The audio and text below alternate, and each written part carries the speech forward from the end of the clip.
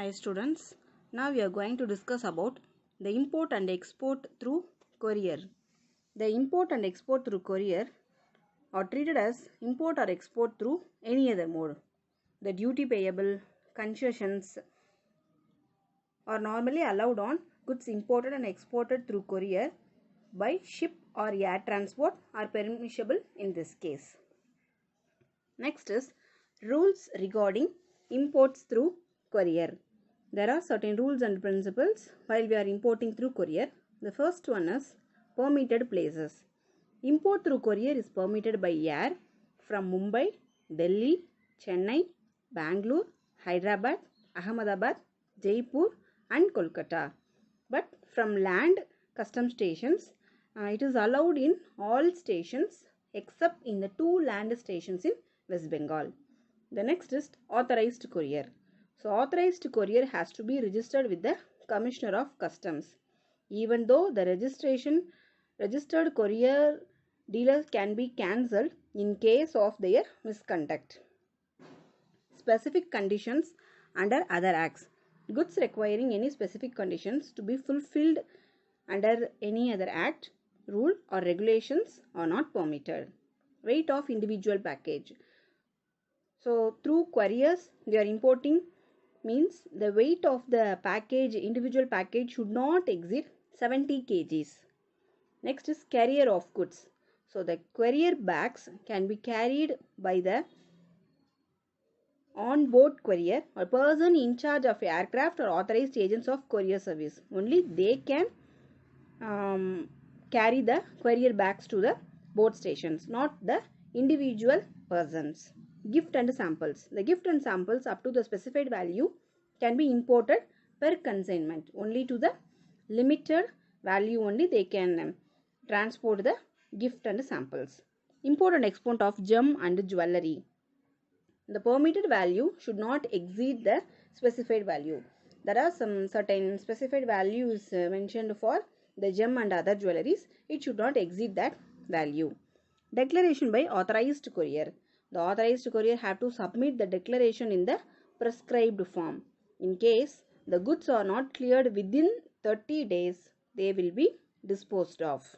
The next is filing of courier bill. Authorized courier has to file the courier bill of entry in the prescribed form. Like other goods, the courier agency also file the bill of entry to the proper officer. Goods are not permitted. So items, what are the goods are permitted for import means items like animals, animal parts, plants, perishable goods, publication containing map depicting incorrect boundaries of India, precious stones, gold, silver, chemicals and chemical products are not permitted through couriers. However, only the life-saving drugs can be brought. The next let us see about export through courier. So like the import, the export also has certain rules and regulations.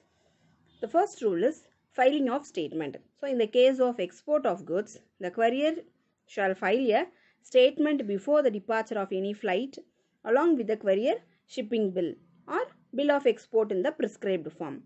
Then for gift, free gifts up to specified value per consignment are permitted. So like import, in the export also the specified value will be allowed as gift for export. Then samples. Samples also up to the specified limit through the couriers.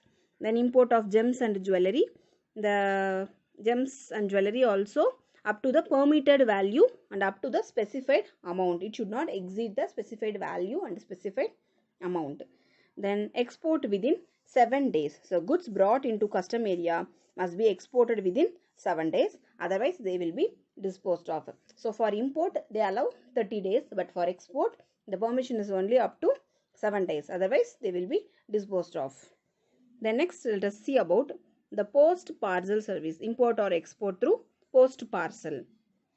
So general procedure for import by air, ship, road are not possible for imports as other couriers and other modes of transport.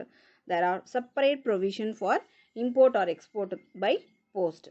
Certain procedures are as follows. Entry for purpose of postal articles. So entry means entry made in the bill of entry or the shipping bill in the case of exports. So while import we should have a bill of entry, and for while export we should have a shipping bill for the postal service import or export. So in the case of postal parcels, label or declaration accompanying goods contain description, their quantity, value of goods will be deemed as an entry for the purpose of Custom Act. Then the rate of duty and tariff valuation. The rate of duty and valuation as on date on which postal authorities submit the list to the custom officers will be considered. So total list should be submitted by the postal authorities, then they will levy the rate of duty and tariff valuation. Then regulations for import or export by post. So there are certain regulations to be followed. The following are the procedures. The first procedure is post parcel to post office.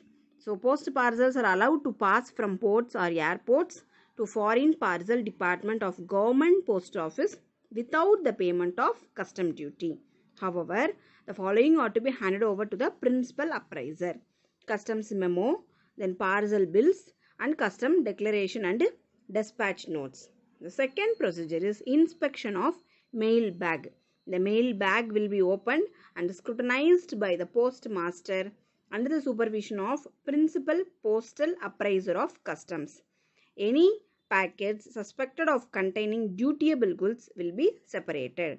Then other goods are handed over to the proper officer. Then parcel mail bill. The parcel mail bill contains the serial number assigned by the office of posting, name of the office of posting, destination, weight, contents ascertained by customs, declaration value in foreign currency, rupee value, rate of duty and amount of duty. So mostly for the export, most goods will be exempted, only few goods will be taxable. So they are separating what all the goods are taxable and what are the goods are exempted. So for this they are separating the goods by parcel. The next procedure is examination and assessment. So custom appraiser will mark the parcels which are detained for further information or under valuation or goods are prohibited. Other parcel will be assessed without opening on the basis of details given in the parcel bill or dispatch notes.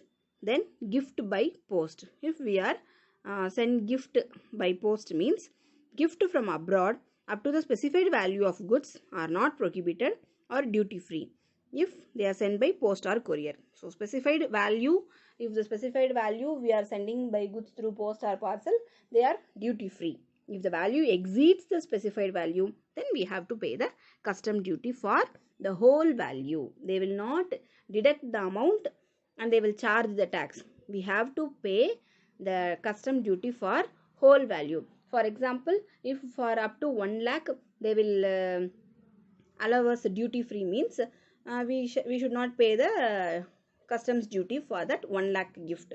But if we are exporting the gift worth 2 lakhs means they will not deduct the 1 lakh, and for the balance we are not paying the custom duty. For the 2 lakhs we have to pay the custom duty.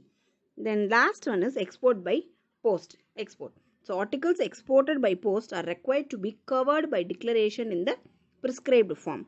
If the value exceeds ₹50 and the payment is to be received, the export must be declared in the exchange control form. Articles up to specified value can be sent as a gift by post. So these are the procedures relating to import and export through courier and post parcel services under Customs Act 1962. Thank you, students.